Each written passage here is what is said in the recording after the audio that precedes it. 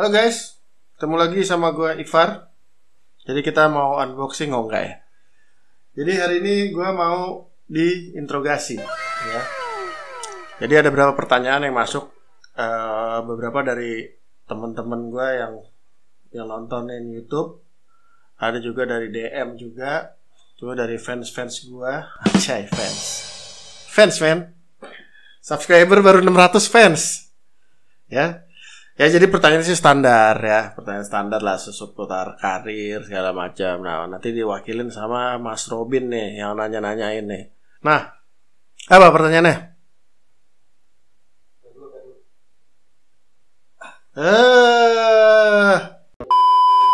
Ya apa pertanyaan pertama? Awal kenal dan belajar digital imaging dari mana? Dari tadi. Dari tadi. Nah jadi awal kenal karir digital imaging itu dulu itu pertama kali gue magang di Agustinus Fotografi ya. Jadi pas magang di sana itu kerjaan gue tuh selain jadi asisten fotografer. Jadi kalau asisten fotografer tuh kerjanya ngangkat-ngangkat lampu, gulung kabel, bersihin kamera, nyapu, ngepel, beli makan, nganter surat, banyak kerjanya. Kalau magang tuh, bayangin magang kayak begitu. Nah, cuman pada satu hari gue ditawarin sama Mas Agustinus, lo mau nggak belajar Photoshop, mau belajar digital imaging? Ya, gue pikir ya kenapa enggak? Karena memang waktu itu kuliah gue di DKV kan, cuman gue nggak gitu suka desain sebenarnya karena memang bukan bakat gue di desain. Tapi kalau teori desain sih gue paham. Tapi kalau mendesain itu gue nggak terlalu jago lah. Ya nggak terlalu jago berarti sedikit jago ya kan. Nah ya udah akhirnya waktu itu ditawarin nge-DI digital imaging. Ya udah gue mau. Dan Mas Agus bilang kali itu ya udah besok nggak usah nganter surat lagi, nggak usah nyapu ngepel, nggak usah ini lagi ya kerjaan itu depan iMac aja udah. Ya jadi itulah titik balik hidup gue sampai sekarang jadi digital imaging. Jadi bisa dibilang itu bukan karir pilihan gue, tapi karir yang diberikan Tuhan oleh gue sebagai berkat dan rahmatnya untuk gue sebagai modal melanjutkan hidup. Asik. Amin. Ya nanya lagi? Kenapa bisa tertarik sama digital imaging? Gue gak tertarik men tadinya men. Gue gak tertarik tadinya men. Cuman apa ya, yang bisa dibilang digital imaging ini karir kecelakaan sebenarnya. Karena ya gue kerja di fotografi, ditawarin sama fotografernya jadi dia artis. Ya udah, gue butuh kerjaan. Dan ternyata Mas Agus tuh emang jago ngegali bakat orang.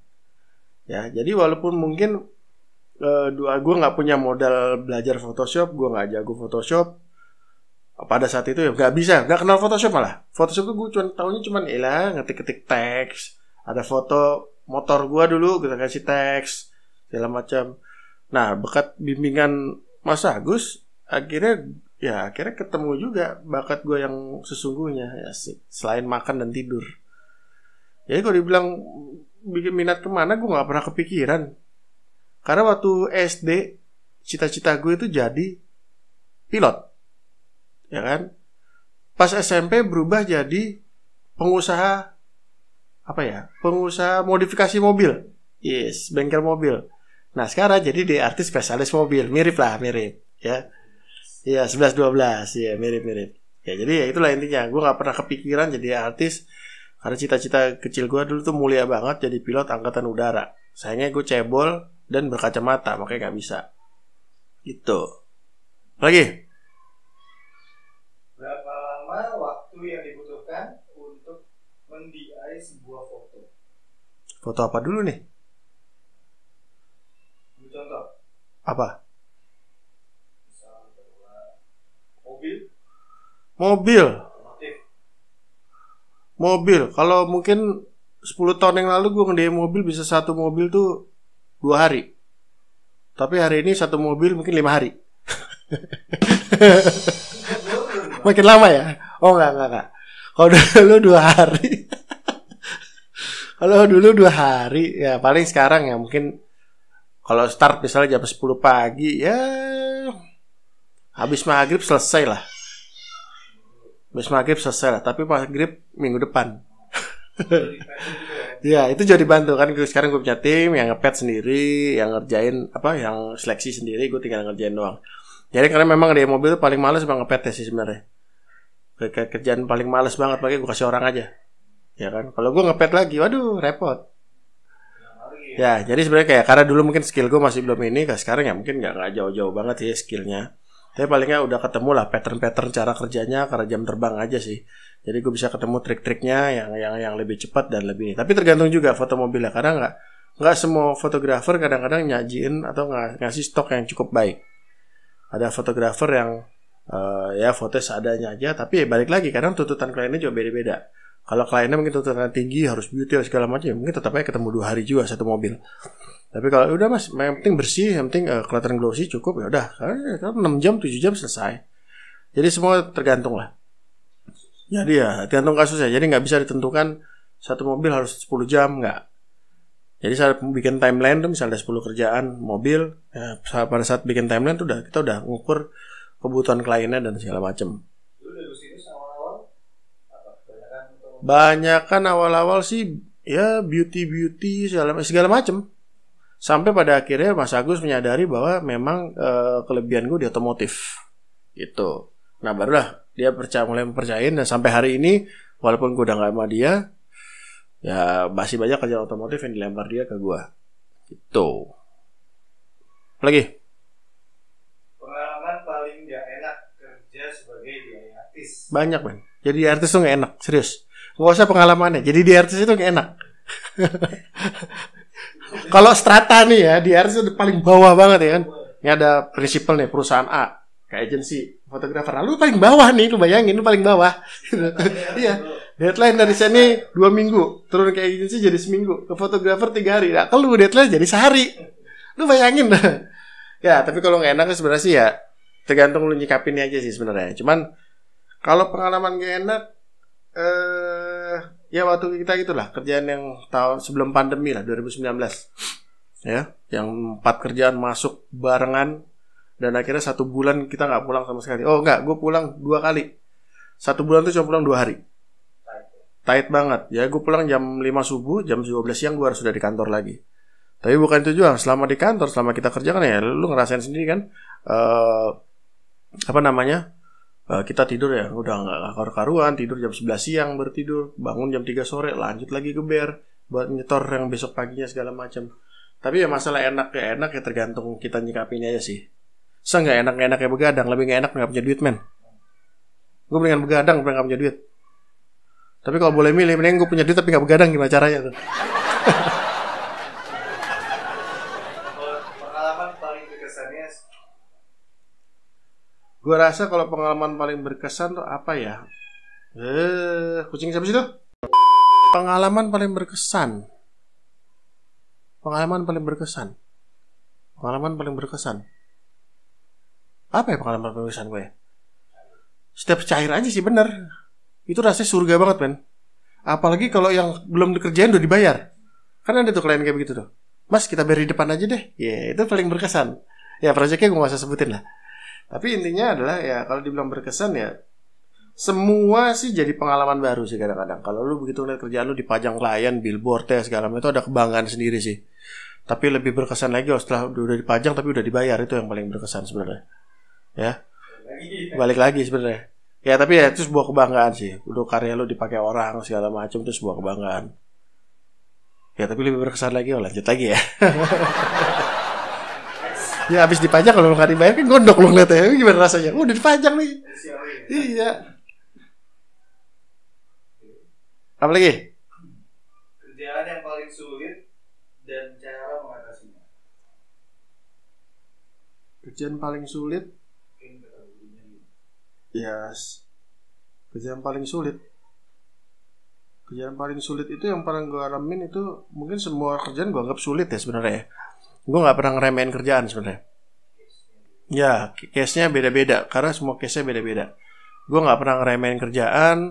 Yang pasti ngatasinnya kalau gue ketemu kesulitan ada gue cari referensi. Gue cari referensi ya minta Pinterest kayak di Google kayak Behance kayak segala macam. Kalau masih nggak ketemu gue konsultasi sama fotografernya.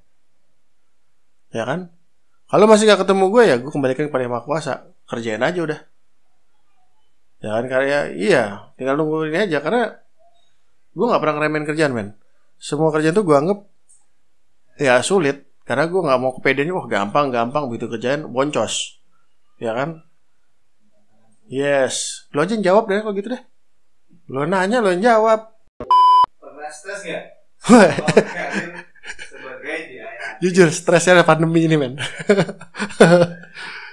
Gue bayangin ya stres-stresnya sebelum pandemi ya. Stres sebelum pandemi. Paling stresnya apa? Pembayaran telat. Itu doang. Stres sebelum pandemi. Pembayaran telat ya. Kemudian apa ya? Ya kerjaan susah. Itu doang stresnya. Begadang gak pulang. Ya kan? Sekarang stresnya apa? Gak ada kerjaan.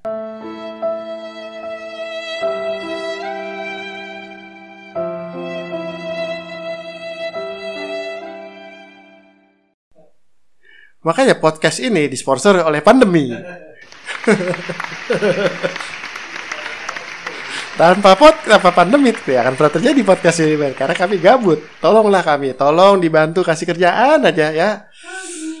Ya sekarang pandemi ya lu bayangin, ya kita sama-sama sadar lah. Sekarang project pembayaran pending, ada beberapa project juga batal, akhirnya nggak jadi motret segala macam ya. Udah, ya mau gimana? Telan pahit-pahit aja. Ya kan, ya masalah cicilan rumah segala macam ya bismillah aja ntar lah. Ya makanya ya berdoa aja lah ya biar kembali ke normal, klien-klien juga sehat, teman-teman fotografer juga sehat, semua lancar, rezeki bisa dibagi rata lagi kan, gitu. Rezeki nggak bakal nyasar lah. Oke, mungkin 1-2 hal yang sempat bikin stres mungkin dalam waktu pengerjaan seluruh proyek ada? Ya kayak gue bilang tadi sih, stres gue banyak sih sebenarnya, cuman gue manage-nya. Tapi pengalaman gue sekali-kalinya gue kerja ngamuk sampai banting bangku tuh ya berapa bulan yang lalu lah. Ya itu kliennya banyak maunya segala macem, gue belum tidur, direvisi juga kan bolak-balik, itu sekali seumur hidup gue. Cuman gue selalu punya prinsip. Stresnya gue jangan sampai gue nulis posting segala macam yang aneh-aneh segala macam, ngomongnya enggak ke klien. Cukup gue dan tim gue aja yang tahu. Itu kan bagian buat gue sih. Waktu itu emang gue pecah banget ngamuknya gitu loh. Cuman waktu itu bagian dari gue ngelepasin stres gue aja. Ya habis itu gue istirahat sebentar, ya gue hantam tidur sebentar, ya habis ngamuk ya udah gue habis lanjut kerja. Bagaimana tanggung jawab gue tetap harus selesai. Cuman ya gitu, gue nggak perlu maki-maki orang segala macam karena itu udah cukup gue dan tim gue aja yang tahu lah. Itu aja. Tapi memang ya kali itu emang gue lagi stresnya lagi tinggi gitu, capek, belum tidur segala macam. Ya apalagi pernah menjadi freelance biaya artis nggak sebelumnya? Pernah, cuman berapa ya, setahun 2 tahun kan, setahun 2 tahun. Sebenarnya sih sampai sekarang juga kalau dibilang punya usaha ya freelance juga sebenarnya. Cuman bedanya gue freelance yang punya tim kan.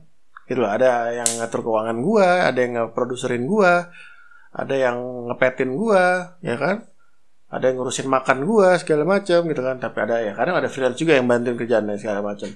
Cuma waktu ngalamin kerja sendiri tuh ya setahun 2 tahun awal setelah gua resign 2010. Itu gua ngerjain semua sendiri. Itu. Habis itu, sebelum punya tim freelance sendiri. Rasanya enak sih, duitnya gua bagi sendiri soalnya. Duitnya gue makan sendiri soalnya. Gue gak mikirin lu pada yang kayak lu yang gak ngapa-ngapain terus minta duit.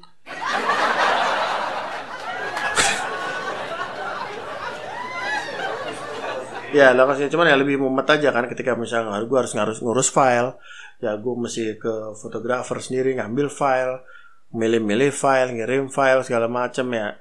Ya plus minus lah. Tapi sekarang punya tim, ya alhamdulillah dengan punya tim kerjaannya juga lotnya kan gue berani terima lebih banyak. Ketika waktu jadi freelance ya ada satu kerjaan yang gue pegang, gue nggak berani megang kerjaan yang lainnya lagi. Tapi sekarang ada kerjaan yang gue pegang, satu masuk, gue bisa lempar ke yang lain segala macam. Gue nggak usah mikirin urusan keuangan, gue usah mikirin tagihan segala macam. Udah ada orang-orang yang ngurusin lah. Ya bisa expand lagi segala macam. Dan gue bisa ngerjain yang lain juga kan. Oke. Dan bongkar nih semua. Berapa pendapatan biaya artis selama sebulan? Berapa sebulan? Nggak tentu sih. Nggak tentu. Ya kadang kayak gini lah, misalnya bulan ini lo ada 5 project masuk. Ya kan? Bulan Januari 5 project masuk, bulan Februari kosong. Nah, bulan Januari itu bisa jadi gak ada pemasukan sama sekali karena baru dibayar biasanya Maret. Kan biasanya kan jedanya klien tuh bayar antara 15 sampai 60 hari. Sorry. Sampai 60 hari, 15 sampai 60 hari. Ya, masing-masing perusahaan ada kebijakannya lah. Ya kan? Nah, artinya kadang-kadang ya nggak tentu. Kadang ada satu hari, pernah kan dulu gue bisa ngantongin sebulan itu 30 juta. Tapi 2 bulan berikutnya nggak ada pemasukan sama sekali. Karena tagihannya belum cair. Nanti di bulan berikutnya ada gue masuk 15-20 juta. Nanti berapa bulan lagi kosong segala macam. Ya, jadi memang ya sekarang gini, kalau gue mau banyak kerjaan, gue cari kerjaan yang banyak. Gue nggak bisa. Itu kan nggak kayak karyawan lah yang nungguin kerjaan tinggal masuk terus dapat kepastian gitu. Karena gue nyari kerjaan sendiri, gue bagi-bagi sama teman gue sendiri, gue bagi sendiri duitnya gitu kan. Gue bagi-bagi sama tim gue segala macam. Jadi memang nggak tentu sih. Memang nggak enaknya di kayak freelance kayak begini ya. Memang nggak ada angka pasti. Ya kan kadang-kadang ya bulan ini dikit, bulan depan terbanyak, bulan ini nggak ada sama sekali, bulan depan tiba-tiba grafiknya naik lagi, 2 bulan kosong, gitu. Nggak ada range ya, nggak ada ya range-nya.